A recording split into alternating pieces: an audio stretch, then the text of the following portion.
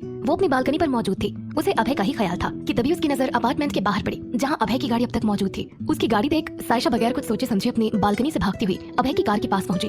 उसने थोड़ा नीचे झुककर अभय को देखने की कोशिश की। अभय गाड़ी में मौजूद था। सायशा को न जाने क्यों अभय को देखकर बहुत सुकून महसूस हुआ। अभय ने बगैर उसकी ओर देखे गाड़ी का डोर ओपन कर दिया। गाड़ी का डोर ओपन होते ही सायशा बगैर कुछ कहे अभय के पास बैठ गई। अभय ने अब तक उससे आई कांटेक्ट नहीं किया था। अभय ने दूसरी साइड देखते हुए कहा, कहो क्या कहना चाहती हो? ये बात उसने काफी रूड होकर कही थी। उसकी आवाज सुनकर सायशा के चेहरे पर स्माइल आ गई। सायशा ने अपनी स्वीट आवाज में कहा, मुझे नहीं लगता कि मुझे कुछ कहने की जरूरत है। अभय मन में सोचने लगा, अपने आप को समझती क्या है, इसे मुझे सॉरी कहना चाहिए, लेकिन ये सॉरी कहने की बजाय उल्टे हंस रही है, इडियट। सायशा अभय को देखकर अभी भी स्माइल कर रही थी और मन में सोच रही थी कि कितना जिद्दी है, लेकिन कुछ भी कहो गुस्से में भी क्यूट लगता है। अभय ने उसकी ओर देखकर सपाट लहजे में कहा, अगर हमारे बीच कुछ कहने या सुनने के लिए बचा ही नहीं तो मुझे लगता है कि मुझे यहाँ से जाना चाहिए। सायशा ने उसकी ओर देखकर कहा, मैं भी और लड़कियों की तरह खुलकर जिंदगी जीना चाहती थी, हंसना मुस्कुराना चाहती थी, लेकिन न जाने क्यों तकदीर को मेरा हंसना मुस्कुराना खुश होना कभी पसंद ही नहीं था। ये कहते वक्त सायशा की आंखें थोड़ी नम होने लगी थी। अभय ने उसके चेहरे की ओर देखा। उसके चेहरे में अनचाहा सा दर्द था। अभय ने सपाट लहजे में कहा, मैं कुछ समझा नहीं। सायशा ने गहरी सांस लेकर कहा, माँ के जाने के बाद मैं पूरी तरह से अकेली हो गई, कोई अपना कहने वाला ही नहीं बचा, इसलिए मैंने अपने चेहरे पर मुखौटा चढ़ा रखा है, जिद्दीपन का मुखौटा। लेकिन असली सायशा ऐसे बिल्कुल नहीं है जो बाहर से दुनिया को नजर आती है। अभय बड़े गौर से उसकी बात सुन रहा था। सायशा ने धीरे से कहा, अगर मैं मुखौटा ना चढ़ाऊं तो ये दुनिया मुझे जीने ही नहीं देगी। उम्मीद करती हूँ कि तुम मेरी बात समझ गए होगे। ओके, चलती हूँ, गुड नाइट। ये बोलकर वो गाड़ी से बाहर निकलने लगी। फिर कुछ सोचकर उसने अभय की ओर देखा और अपने पॉकेट से अभय का कार्ड निकालकर उसे पास करते हुए कहा, और मुझे तुम्हें खाना खिलाने के लिए इस कार्ड की बिल्कुल जरूरत नहीं है। ये बोलकर उसने वो कार्ड अभय के पास रख दिया और कार का डोर बंद कर दिया। कार का डोर बंद होते ही अभय की गाड़ी निकल गई। सायशा तब तक अभय की गाड़ी जाते हुए देखती रही जब तक उसकी कार उसकी आंखों से ओझल ना हो गई। और उधर अभय ने खुद से बात करते हुए कहा, इडियट है लेकिन स्वीट है। ये कहते वक्त अभय के चेहरे पर तिरछी स्माइल थी। अगली सुबह सायशा हमेशा की तरह टाइम पर ऑफिस पहुंच गई। वो आज जल्दी जल्दी अपने सारे काम निपटा रही थी क्योंकि आज वो वक्त पर अभय को लंच पहुंचाना चाहती थी। कुछ देर बाद लंच टाइम हो गया। उसने गहरी सांस ली और खुद से बात करते हुए कहा, आज मैं अभय के कॉल करने से पहले उसे लंच पहुंचा दूंगी। वो ये सोच ही रही थी कि तभी किसी ने उसके केबिन की डोर नॉक किया। सायशा ने जैसे ही अपनी नजरें उठाकर देखी, सामने और कोई नहीं बल्कि राहुल मौजूद था। राहुल को देखकर सायशा थोड़ी हैरान हुई। फिर उसने राहुल की ओर देखकर सपाट लहजे में कहा, तुम यहाँ कैसे? मेरे केबिन में क्या कर रहे हो? सायशा के चेहरे पर कोई भाव नहीं थे। राहुल ने हंसते हुए कहा, मुझे लगा लंच टाइम है तो हमें साथ में लंच करना चाहिए, थोड़ा वक्त साथ में बिताना चाहिए। सायशा ने उसकी ओर देखकर धीरे से कहा, I am sorry Rahul, actually मैं घर से टिफिन लेकर आई हूँ। ये बोलकर सायशा ने अपना लंच बॉक्स उसे शो कर दिया। राहुल ने अपनी आईब्रोज उचकाकर कहा, ओके नो प्रॉब्लम, मैं तुम्हारे साथ यहाँ बैठकर लंच कर सकता हूँ। क्या तुम मेरे साथ अपना लंच शेयर करना पसंद करोगी? सायशा उसकी बात सुनकर मन में सोचने लगी, ये तो पीछे ही पड़ गया। फिर सायशा ने अपनी स्वीट सी आवाज में कहा, आई एम सॉरी, मैं लंच बहुत थोड़ा लेकर आई हूँ, इसलिए मैं शेयर नहीं कर सकती। राहुल उसके ओर देखकर स्माइल करने लगा। सायशा ने रिप्लाई किया, मैं समझ रही हूँ तुम बार बार मुझसे बात करने की कोशिश क्यों कर रहे हो। इस तरह मेरे पीछे अपना समय बर्बाद मत करो। मैंने तुम्हें कल रात को ही बता दिया था कि मेरा ऑलरेडी बॉयफ्रेंड है और हमारा सीरियस अफेयर है, इसलिए मैं किसी और के बारे में नहीं सोच सकती। राहुल ने धीरे से हाँ में सर हिला दिया। सायशा ने उसकी ओर देखा और धीरे से कहा, मुझे लगता है तुम्हें कैंटीन जाकर लंच करना चाहिए। राहुल ने एक बार फिर हाँ में सर हिला दिया और वहां से चला गया। जाते जाते उसने एक नजर सायशा को पलट कर देखा और खुद से बात करते हुए कहा, इतनी प्यारी लड़की है, कितना किस्मत वाला होगा वो लड़का जिसे ये प्यार करती होगी। काश कि मेरी गर्लफ्रेंड होती तो मैं उसे बहुत प्यार करता। ये सोचते हुए वो वहां से निकल ही रहा था कि तभी रिया की नजर उस पर पड़ी। राहुल को वहां देखकर उसने हैरान होकर कहा, तुम यहाँ अकाउंट्स डिपार्टमेंट में क्या कर रहे हो? राहुल ने स्माइल किया और सर खुजाते हुए सायशा के केबिन की ओर देखने लगा। रिया ने सायशा पर नजर डाली जो कि अपने काम में बिजी थी। उसे देखकर रिया ने राहुल के सर पर टपली मारकर कहा, कल उसने बता दिया था कि वो किसी और से प्यार करती है, तुझे अपने लिए कोई और लड़की की तलाश करनी चाहिए। राहुल ने नहीं में सर हिलाया और कहा, उसने तो ऐसा नहीं कहा कि वो शादीशुदा है, उसने यही तो कहा था ना कि वो किसी और से प्यार करती है। ये बोलकर राहुल ने रिया के कंधे पर हाथ रख लिया और कहा, और वैसे भी सिस्टर, किसी महान पुरुष ने कहा है कि जब किसी को तुम पूरे शिद्दत से चाहो तो सारी कायनात उसे तुमसे मिलाने में लग जाती है। रिया ने उसके सर पर धीरे से टपली मारकर कहा, ये लाइन शाहरुख खान ने कही थी, कुछ ओरिजिनल कहा कर। ये बोलकर वो दोनों हंसते हुए वहां से चले गए। सायशा अपने केबिन से बाहर निकली और उसने राहुल का जायजा लिया। राहुल वहां से जा चुका था। ये कंफर्म करने के बाद सायशा ने अपना लंच बॉक्स उठाया और लिफ्ट की ओर चली गई। कुछ देर बाद लिफ्ट जैसे ही 36 फ्लोर पर ओपन हुई, सामने धानी मौजूद थी जो कि कंपनी की लीगल एडवाइजर थी। धानी को देखकर सायशा घबरा गई। धानी भी उसको देखकर हैरान हुई। धानी ने सायशा को देखकर कहा, आप यहाँ 36 फ्लोर पर क्या कर रही हैं? सायशा ने हड़बड़ाकर रिप्लाई किया, मैं वो गलती से यहाँ आ गई थी, मुझे तो कैंटीन जाना था। ये बोलकर सायशा लिफ्ट से बाहर निकल गई और सीढ़ियों की ओर चली गई। इस वक्त सायशा इतनी ज्यादा हड़बड़ी में थी कि उसे समझ नहीं आ रहा था कि वो इस वक्त क्या करे। धानी को उसका ये वियर्ड बिहेवियर देखकर थोड़ा अजीब लगा। धानी ने खुद से बात करते हुए कहा, ये मुझे देखकर इतना क्यों हड़बड़ा गई और ये लिफ्ट से जाने के बजाय सीढ़ियों से क्यों उतर रही है? 36 फ्लोर में मेरे और रोजी के अलावा तो कभी कोई नहीं आता, ये लड़की क्या कर रही है? कुछ सोचते हुए धानी वापस से अभय के केबिन की ओर टर्न हो गई और जैसे ही उसने उसके केबिन का डोर नॉक किया, अभय की कम इन स्वीट सी आवाज सुनाई पड़ी। अक्सर अभय कड़क आवाज में ही बात करता है, लेकिन इस वक्त उसकी आवाज काफी सॉफ्ट थी। धानी को थोड़ा अजीब लगा और वो जैसे ही डोर ओपन करके एंटर हुई, उसने देखा अभय के मुंह से निकला तुम, और उसके चेहरे पर अजीब से भाव थे। धानी ने अभय को देखकर कहा, सर वो मैं फाइल्स भूल गई थी। अभय ने नाराज होकर कहा, तुम लोग किसी काम के नहीं हो। सॉरी सर, बोलकर धानी ने फाइल उठाई और लगभग दौड़ती हुई उसके केबिन से बाहर निकल गई। बाहर निकलने के बाद उसने खुद से बात करते हुए कहा, ये अभय सर मुझे यहाँ देखकर इतने नाराज क्यों हुए? अरे फाइल ही तो भूली थी, किसी का मर्डर तो नहीं किया था। ये सोचती हुई वो वहाँ से चली गई। और उधर सायशा धानी का सामना होने की वजह से काफी परेशान थी। वो सीढ़ियों पर बैठ गई और उसने अभय को कॉल किया। अभय ने जैसे ही फोन रिसीव किया, सायशा ने हड़बड़ा कर कहा, बहुत बड़ी प्रॉब्लम हो गई है, सचमुच बहुत बड़ी प्रॉब्लम। अभय ने कहा, कैसी प्रॉब्लम? सायशा का जवाब आया, मुझे 36 फ्लोर पर धानी ने देख लिया और गॉसिप होना शुरू हो जाएंगी। अभय ने कहा, तुमने उसे देखकर क्या कहा? सायशा ने सपाट लहजे में कहा, मैंने तो कह दिया कि मैं गलती से यहाँ आ गई थी। अभय ने कुछ सोचकर कहा, अब मुझे समझ में आया कि वो दोबारा अपनी फाइल लेने के बहाने से क्यों आई थी। सायशा ने परेशान होते हुए कहा, मैं फिलहाल तुम्हें लंच देने तुम्हारे केबिन में नहीं आ सकती। अभय ने सपाट लहजे में कहा, तुम्हें आना भी नहीं चाहिए, रात का डिनर तुम्हारे यहाँ हम दोनों साथ में करेंगे। सायशा ने ओके कहा और फोन कट कर दिया। फोन कट करने के बाद उसे इतनी भूख लग रही थी कि वो सीढ़ियों पर ही बैठकर लंच बॉक्स ओपन करके लंच करने लगी। तभी वहाँ पायल पहुंची, जो कंपनी की मैनेजर थी और कम समय में सायशा और उसकी अच्छी पहचान हो गई थी। उसे देखकर सायशा थोड़ी हड़बड़ा गई। पायल ने भी हैरान होकर कहा, सायशा तुम यहाँ लंच कर रही हो सीढ़ियों पर बैठकर? सायशा ने नहीं में सर हिलाया और कहा, अब ऐसी कोई बात नहीं है, दरअसल मुझे बहुत भूख लग रही थी इसीलिए मैं यहीं शुरू हो गई। पायल ने हंसते हुए पूछा, यू आर अमेजिंग गर्ल। फिर पायल ने उसकी ओर देखकर कहा, चलो हम कैंटीन में चलते हैं, अब तो तुम्हें अपना टिफिन मेरे साथ शेयर करना ही पड़ेगा। सायशा कुछ कहना चाहती थी लेकिन इससे पहले ही पायल ने उसका लंच बॉक्स उठाया और नीचे उतरने लगी। सायशा भी उसे चुपचाप फॉलो करने लगी। उतरते वक्त पायल ने कहा, मुझे पता चल गया कि तुम सीढ़ियों में बैठकर सभी से छिपकर खाना क्यों खा रही थी। ये बात सुनकर सायशा चौंक गई। पायल ने हंसते हुए कहा, इसीलिए ताकि तुम्हारे ये टेस्टी खाना तुम्हें किसी से शेयर ना करना पड़े। ये खाना कितना टेस्टी है, खुशबू से ही मेरी भूख आउट ऑफ कंट्रोल हो गई। ये कहते हुए पायल सीढ़ियों से जल्दी जल्दी उतरने लगी। उसकी बात सुनकर सायशा ने भी ठंडी सांस ली और रिप्लाई किया, लेकिन तुम सीढ़ियों पर क्या कर रही थी? पायल ने रिप्लाई किया, हमारे डिपार्टमेंट की लिफ्ट कुछ दिन से खराब है इसलिए हम लोग सीढ़ियां यूज कर रहे हैं। जवाब में सायशा ने स्माइल कर दिया। कुछ देर बाद वो दोनों कैंटीन पहुंचे और सेंटर में लगी टेबल पर सेटल हो गए। पायल ने सायशा की ओर देखकर कहा, घर का बना खाना तो मैं खाने वाली हूँ, तुम अपने लिए खाना ऑर्डर कर लो। सायशा ने स्वीट सी आवाज में कहा, मैंने खाना खा लिया है। पायल उसकी बात सुनकर कोई रिएक्शन नहीं देती और उसने जैसे लंच बॉक्स ओपन किया, लंच बॉक्स में पनीर का पराठा और भिंडी की मसालेदार सब्जी के अलावा पुलाव और रायता। ये सब देखकर पायल ने सायशा की ओर देखकर कहा, ये खाना तुमने बनाया है? सायशा ने धीरे से हाँ में सर हिला दिया। पायल ने खाने की पहली बाइट खाई और आंखें बंद करके कहा, यम्मी, तुम कितना टेस्टी खाना बनाती हो। सायशा ने थैंक्स कहा। कैंटीन में मौजूद लोग हैरान होकर उनके टेबल की ओर देख रहे थे। दरअसल ये पहली बार था कि पायल कैंटीन में किसी कलीग के साथ लंच कर रही थी। अक्सर वो अपने केबिन में ही कैंटीन से लंच ऑर्डर कर दिया करती थी। खाना खाते वक्त पायल ने सायशा की ओर देखकर कहा, वैसे तुम्हारा काम कैसा चल रहा है? सायशा ने रिप्लाई किया, अच्छा चल रहा है। पायल ने खाना खाते हुए पूछा, मैंने सुना मिताली और तुम्हारे झगड़े के बारे में। सायशा चुप थी। पायल ने खाना खाते हुए कहा, अपने आप को पता नहीं वो समझती क्या है, उसका नेचर काफी डोमिनेटिंग है। सायशा ने धीरे से कहा, लेकिन मुझे ऐसा लगा कि स्टाफ के लोग उसे पसंद करते हैं क्योंकि किसी ने उसके खिलाफ एक शब्द भी नहीं सुना। पायल ने हंसते हुए कहा, दरअसल उड़ती उड़ती खबर है कि मिताली और अकाउंट डिपार्टमेंट के हेड यानी साहिल अरोरा का अफेयर है, इसलिए लोग मिताली की साइड लेते हैं। वो लोग उसे पसंद करते हैं, वजह ये नहीं है, वो लोग झंझट से दूर रहना चाहते हैं, बस इसीलिए मिताली की हाँ में हाँ मिलाते हैं। पायल का लंच हो चुका था। सायशा बड़े गौर से पायल की बात सुन रही थी। पायल ने उसे देखकर कहा, वैसे मिताली को ऐसा नहीं करना चाहिए था, तुम्हें क्या लगता है उसने ऐसा क्यों किया तुम्हारे साथ? सायशा ने धीरे से कहा, मिताली की कोई गलती नहीं है, वो होपफुल थी कि सीईओ की पोस्ट उसे मिलेगी, लेकिन उसकी जगह मैं आ गई तो शायद वो इस बात को एक्सेप्ट नहीं कर पाई। उसके बाद खत्म करते मिताली वहां पहुंच गई और हाथ बांधकर सायशा की टेबल के सामने खड़ी हो गई। मिताली को अचानक से सामने देखकर पायल हड़बड़ा गई, लेकिन सायशा शांत थी। मिताली ने दांत पीसकर गुस्से से कहा, तुम यहाँ बैठकर मेरे खिलाफ मैनेजर को भड़काने की कोशिश कर रही हो? ये बोलकर उसने अपने हाथ में रखा सूप का बाउल टेबल पर फेंक दिया। ये देखकर पायल और सायशा हड़बड़ाकर अपनी जगह पर खड़े हो गए। पायल ने मिताली को डांटते हुए कहा, मिताली ये तुम क्या कर रही हो? मिताली ने पायल की ओर देखकर धीरे से कहा, लगता है तुम्हें भी मेरे बारे में गॉसिप करने में इंटरेस्ट आने लगा है। ये बोलकर वो तिरछी नजर से सायशा को देखने लगी। सायशा ने नाराज होकर कहा, ये तुम क्या बकवास कर रही हो? मिताली ने अपनी आईब्रोज खाकर कहा, मैं बकवास नहीं कर रही हूँ, सच कह रही हूँ। तुम्हारी जैसी लड़कियां इसी तरह बड़ी कंपनी में जॉब पाती है, कम समय में ही तुम लोग समझ जाती हो कि कैसे खुश करना है, राइट? सायशा ने नाराज होकर कहा, मिताली तुम कहना क्या चाहती हो? मिताली ने गुस्से से चिल्लाकर कहा, पूरा ऑफिस जानता है कि तुम अचानक सीईओ की पोस्ट पर कैसे पहुंच गए। ये पोस्ट पाने के लिए तुमने रातों किसको खुश किया होगा, क्योंकि यहाँ तक पहुंचने के लिए सालों लग जाते हैं, जहाँ तुम एक झटके में पहुंच गई। उसकी बात सुनकर पायल ने मिताली को डांटते हुए कहा, जबान संभाल कर बात करो। मिताली ने उसकी ओर देखा और कहा, तुमसे तो मैं बाद में बात करूंगी।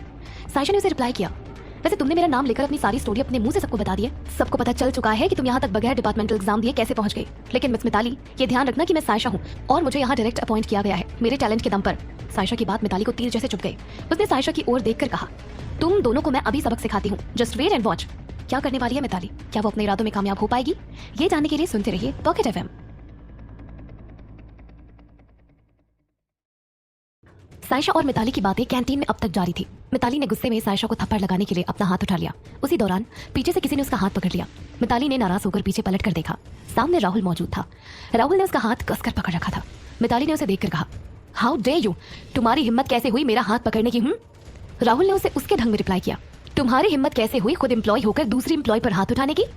मिताली ने दांत पीसते हुए गुस्से से कहा, मेरी तुम्हारे साथ कोई दुश्मनी नहीं है, इसीलिए तुम्हारे लिए बेहतर होगा कि तुम मेरे मामलों से दूर रहो। राहुल के साथ रिया भी मौजूद थी। रिया ने मिताली को डांटते हुए कहा, सायशा मैडम बहुत अच्छी है और हम उनकी बहुत इज्जत करते हैं, कोई उनकी इस तरह से इंसल्ट करे ये हम बर्दाश्त नहीं करेंगे। उनकी बात सुनकर मिताली ने अपनी आईब्रोज खाकर कहा, ओह रियली, ये कौन बोल रहा है? तुम वही रिया हो ना जो अपने कलीग की उनके पीठ पीछे बुराई करती घूमती हो, और ऐसा ही कुछ तुमने सायशा के साथ भी किया था, राइट?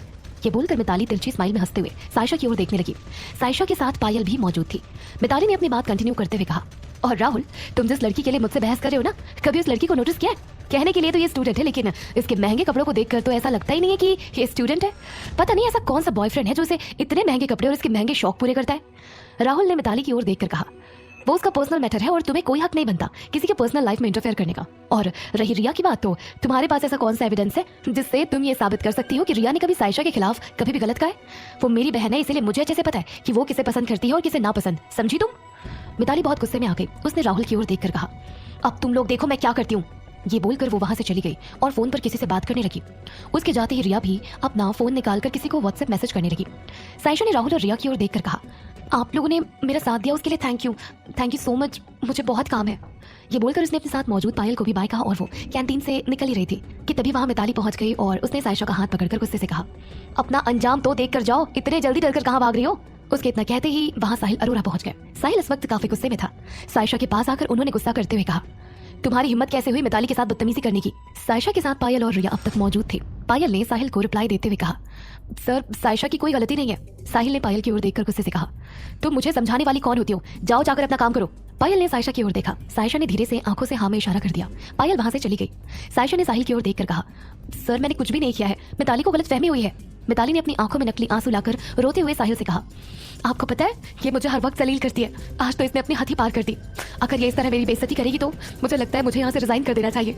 साहिल ने सायशा की ओर देखकर कहा, सायशा जब से तुम आई हो पता नहीं तुम्हें मिताली से क्या प्रॉब्लम है, और अकाउंट डिपार्टमेंट का हेड होने के नाते मैं तुम्हें आज ही फायर करता हूँ। जितने दिन भी तुमने काम किया है अपनी सैलरी को लेकर तुम यहाँ से जा सकती हो। उसके इतना कहते ही वहाँ मौजूद राहुल बोल पड़ा, लेकिन सर। उसकी बात सुने बगैर ही साहिल ने उस पर गुस्सा करते हुए कहा, तुम्हें इस मैटर में बोलने का राइट किसने दिया? बेहतर होगा जाकर तुम अपना काम देखो। साहिल ने सायशा को चिल्लाकर कहा, क्या तुम ऊंचा सुनते हो? मैंने तुम्हें कहा ना आज के बाद तुम्हें ऑफिस जाने की कोई जरूरत नहीं है, जाओ यहाँ से और दोबारा कभी अपनी शक्ल मत दिखाना। साहिल के इतना कहते ही कड़क आवाज उनके कानों में सुनाई पड़ी, तुम कौन होते हो ये डिसीजन लेने वाले? इस जानी पहचानी आवाज को सुनकर साहिल भी सहम गया। उसने पीछे पलटकर देखा, कैंटीन में अभय मौजूद था। अभय को सामने देखकर साहिल शॉक्ड हो गया, क्योंकि साहिल को इस कंपनी में जॉब करते इतने साल हो गए थे। अभय इतने सालों में 36 फ्लोर के अलावा ऑफिस के किसी भी हिस्से में नहीं जाता था। अभय को देखकर साहिल ने सायशा की शिकायत करते हुए कहा, सर ये लड़की जब से इस ऑफिस में आई है ऑफिस का माहौल खराब हो रहा है, हर वक्त यहाँ लड़ाई झगड़े का माहौल रहने लगा है, इसीलिए मैंने उसे इसकी जॉब से फायर कर दिया है। अभय को देखकर रिया बहुत खुश हो रही थी। अभय ने रिया की ओर देखा और कहा, तुम बताओ यहाँ क्या हुआ? रिया ने कहा, सर सायशा मैडम की कोई गलती नहीं थी। उसके इतना कहते ही मिताली जोर से चीख पड़ी। उसने कहा, सर आप इसकी बातों को मत सुनिए, ये एक नंबर की झूठी लड़की है, मैं आपको पूरी बात सच सच बताती हूँ। अभय ने मिताली को घूर कर देखा और कड़क आवाज में कहा, बीच में बोलने वालों को मैं बिल्कुल नापसंद करता हूँ। इस वक्त अभय की आंखों में उसका गुस्सा झलक रहा था। उसे गुस्से में देखकर मिताली सहम कर चुप हो गई। अभय ने रिया को देखा। रिया ने आगे अपनी बात कंटिन्यू करते हुए कहा, सर मैं और राहुल सायशा मैडम के पास वाली चेयर पर बैठकर लंच कर रहे थे, इसीलिए उनकी बातें हम सुन पा रहे थे। सायशा मैडम ने मिताली के खिलाफ कुछ भी गलत नहीं कहा था, बावजूद उसके मिताली ने आगे से आकर सायशा मैडम से झगड़ा शुरू कर दिया। उसकी बात सुनकर डर के मारे मिताली का गला सूखने लगा। रिया ने आगे अपनी बात कंटिन्यू करते हुए कहा, उसके बाद मिताली ने सायशा मैडम को थप्पड़ लगाने के लिए अपना हाथ भी उठाया था, वो तो अच्छा हुआ राहुल ने समय पर आकर उन्हें रोक लिया। ये बात सुनकर अभय का खून खौलने लगा। उसने गुस्से से अपनी मुट्ठी बंद कर ली। रिया ने अपनी बात कंटिन्यू करते हुए कहा, इसके बाद मिताली ने साहिल सर को फोन किया और उनके सामने सायशा मैडम पर झूठे आरोप लगाने लगी। सायशा मैडम ने उनके लिए कभी कुछ गलत नहीं कहा। अभय ने मिताली को घूर कर देखा। साहिल भी काफी घबराया हुआ था। अभय ने कैंटीन पर नजर डाली। अभय को देखकर सारे लोग अपनी चेयर से उठकर खड़े हो चुके थे। अभय ने तेज आवाज में कहा, आप में से कितने लोग हैं जिनका मानना है कि मिताली सच कह रही है? और आप लोगों से अभय खन्ना डायरेक्ट बात कर रहा है, किसी से डरने की या घबराने की जरूरत नहीं है। अभय कितना कहते ही मिताली डर गई और उसने साहिल की तरफ देखा, मानो अपनी नजरों से पूछ रही हो कि अब मैं क्या करूं। साहिल ने उसे चुप रहने का इशारा किया। अभय की बात सुनकर सारे लोग अपनी नजरें नीचे करके खड़े थे, क्योंकि मिताली साहिल का नाम लेकर सभी से अपनी जायज और नाजायज बातें मनवाती और सभी पर अपना रौब झाड़ती। अब तक साहिल के डर की वजह से स्टाफ ने कभी मिताली के खिलाफ कुछ नहीं कहा, लेकिन आज अभय के सामने सभी ने खामोशी से अपनी बात कह दी। अभय ने अपनी बात कंटिन्यू करते हुए कहा, आप में से कितने लोगों को लगता है कि सायशा की कोई गलती नहीं है? उसके इतना कहते ही कैंटीन में मौजूद सारे लोगों ने अपना हाथ ऊपर उठा लिया, क्योंकि कम समय में ही सायशा ने अपनी सादगी से सभी का दिल तो जीत लिया था। अभय ने साहिल की ओर देखकर कहा, डिसीजन इस तरह दिया जाता है। साहिल चुप था। अभय ने साहिल की ओर देखकर कहा, अब तुम्हारा क्या डिसीजन है? साहिल ने अपने पॉकेट से रुमाल निकाला और माथे में आए पसीने को साफ करने लगा। अभय उसे घूर कर देख रहा था। साहिल ने धीरे से कहा, मुझे लगता है गलती मिताली की है, इसीलिए हमें इसका 1 महीने का सैलरी कट कर देना चाहिए। अभय ने अपने कंधे उचकाकर कहा, ये तुम्हारा कैसा डिसीजन है? एक एम्प्लॉय को जॉब से निकालने को तैयार थे और दूसरी एम्प्लॉय की सिर्फ 1 महीने की सैलरी कट करने की बात कर रहे हो? ये कहते हुए अभय साहिल के और करीब आ गया। साहिल ने तिरछी नजर से मिताली को देखा। मिताली ने अभय की ओर देखकर कहा, सर मैं बिल्कुल ऐसी लड़की नहीं हूँ। पता नहीं इस सायशा ने यहाँ के लोगों पर क्या जादू कर दिया है जो ये लोग इसकी तरफ से बात कर रहे हैं। मिताली के इतना कहते ही अभय ने कड़क आवाज में कहा, साहिल इसी वक्त इस लड़की को जॉब से आउट कर दो। फिर उसने मिताली की ओर देखकर कहा, और मेरी पूरी कोशिश रहेगी कि यहाँ से निकलने के बाद तुम्हारी तकलीफ में कोई कमी ना हो। कि बोलकर अभय वहां से चला गया। इस बीच अभय ने एक बार भी सायशा पर नजर नहीं डाली थी और ना ही उससे बात की। उसके जाने के बाद रिया खुश होकर सायशा के गले लग गई। मिताली ने साहिल को घूर कर देखा और वो वहां से चली गई। साहिल भी कैंटीन से चला गया। अभय के इस डिसीजन से कैंटीन में मौजूद काफी एम्प्लॉयज के चेहरे पर सेटिस्फेक्शन के भाव थे। रिया ने खुश होकर सायशा से कहा, मुझे रोजी मैडम ने कहा था कि जब भी मिताली आपको परेशान करे तो फौरन उन्हें इन्फॉर्म करना। सचमुच रोजी मैडम कितनी स्मार्ट है। उसके साथ मौजूद राहुल ने उसके सर पर टपली मारकर कहा, इडियट, रोजी ने जो किया वो अभय सर के इशारे पर किया, इसीलिए सही मायनों में कहा जाए तो अभय सर स्मार्ट है। देखा नहीं उन्होंने कितनी जल्दी दूध का दूध और पानी का पानी कर दिया। रिया ने सायशा की ओर देखकर कहा, मैडम अब आपके रास्ते का कांटा हमेशा के लिए हट गया। कि तभी रिया का मोबाइल बजा। फोन रोजी का था। रिया ने सायशा की ओर देखकर एक्सक्यूज मी कहा और दूसरे साइड जाकर उसने फोन रिसीव किया। उसके फोन रिसीव करते ही रोजी बोल पड़ी, रिया फौरन अभय सर के केबिन में आओ और हाँ ध्यान रहे ऑफिस में ये बात किसी को पता ना चले। ओके मैम बोलकर रिया ने फोन कट कर दिया और उसने सायशा और राहुल की ओर देखकर कहा, मुझे कुछ जरूरी काम है, हम बाद में मिलते हैं, बाय। ये बोलकर रिया वहां से अभय के केबिन की ओर चली गई। अभय अपनी चेयर पर बैठकर राहुल के बारे में सोच रहा था कि तभी उसका केबिन का डोर किसी ने नॉक किया। अभय ने कम इन कहा और रिया केबिन के अंदर एंटर हुई। इतने सालों में ये पहली बार था कि रिया अभय के केबिन में आई थी। रिया को देखकर अभय ने कहा, अच्छा हुआ जो तुमने वक्त पर मैसेज कर दिया और मेरे सामने साहिल और मिताली की सच्चाई आ गई। रिया ने स्माइल करते हुए धीरे से कहा, ये तो मेरा फर्ज था सर। अभय ने कुछ सोचा और कहा, वैसे अब सायशा को ऑफिस में कोई प्रॉब्लम तो नहीं है ना। रिया ने नहीं में सर हिला दिया और कहा, जहां आप जैसे बॉस हो वहां एम्प्लॉयज को कभी कोई प्रॉब्लम हो ही नहीं सकती। अभय ने कड़क आवाज में कहा, मुझे चापलूस लोगों से बहुत नफरत है। रिया उनकी बात सुनकर तुरंत चुप हो गई। अभय ने कुछ सोचा और कहा, वैसे हमारे ऑफिस का मेल स्टाफ कैसा है? हमारे ऑफिस में काम करने वाली फीमेल को उनकी वजह से कोई प्रॉब्लम तो नहीं है ना? दरअसल अभय सायशा को लेकर काफी पजेसिव था, इसीलिए वो रिया से घुमा फिरा कर बातें कर रहा था। रिया ने हंसते हुए कहा, बिल्कुल नहीं सर, यहाँ का मेल स्टाफ भी बहुत अच्छा है। रिया ने कुछ सोच कर कहा, हाँ लेकिन जब से सायशा मैडम ऑफिस में आई है हमारे ऑफिस के मेल स्टाफ का ध्यान उस पर कुछ ज्यादा ही रहता है, लेकिन उन्होंने कभी मैडम को परेशान नहीं किया। लेकिन मुझे पता है सारे लोग उन्हें नोटिस करते हैं क्योंकि वो है ही इतनी खूबसूरत। उन्हें मेल स्टाफ तो क्या फीमेल स्टाफ भी नोटिस करती है क्योंकि वो बिना मेकअप के इतनी खूबसूरत जो दिखती है। ये बात सुनकर अभय को कोई खास अच्छा नहीं लगा। अभय ने धीरे से कहा, अच्छा और क्या क्या करते हैं वो लोग? I mean, मुझे पता तो होना चाहिए कि मेरे स्टाफ के लोग कैसे हैं। रिया ने हंसते हुए कहा, सर उनकी भी गलती नहीं है, सायशा मैडम है इतनी खूबसूरत, ना चाहते हुए भी उन पर सभी का ध्यान चला ही जाता है। अब आप मेरे भाई राहुल को ही ले लीजिए ना, सायशा मैडम पर लट्टू है मेरा भाई, और एक सायशा मैडम है जो उसे घास भी नहीं डालती। कि बोलकर रिया स्माइल करते हुए खड़ी हो गई। अभय मन में सोचने लगा, रोजी ने बिल्कुल ठीक कहा था, ये रिया एक नंबर की इडियट है, इससे ऑफिस की पूरी सही इन्फॉर्मेशन निकाली जा सकती है। अभय ने उसकी ओर देखकर कहा, खैर तुमने आज जो किया बहुत अच्छा किया और आगे भी तुम्हें इस बात का ध्यान रखना है कि आगे भी हमारे न्यू एम्प्लॉयज को कोई परेशानी ना हो। रिया ने हंसते हुए कहा, ओके सर मैं समझ गई, आपने मुझे मेरी इंटेलिजेंसी की वजह से इतनी बड़ी जिम्मेदारी मेरे कंधों पर सौंपी है। अभय ने कहा, और ये बात हमारी टॉप सीक्रेट है, किसी को पता ना चले। रिया अभी भी हंसती हुई अभय के सामने मौजूद थी। अभय ने उसकी ओर देखकर अपनी आईब्रोज उचकाकर कहा, क्या तुम्हें अभी कुछ कहना है? रिया ने अपने अंदाज में रिप्लाई किया, बिल्कुल नहीं सर, मुझे कुछ भी नहीं कहना है। अभय ने अपने कंधे उचकाकर कहा, तो फिर जाओ यहाँ से, खड़ी खड़ी मेरा मुंह क्या देख रही हो? Sorry sir. ये बोलकर रिया उसके केबिन से बाहर चली गई। इस कहानी में आगे कौन सा नया मोड़ आने वाला है ये जानने के लिए सुनते रहिए पॉकेट एफएम। जैसे ही मिताली अपना सारा सामान एक बॉक्स में लेकर ऑफिस से बाहर निकली, वहां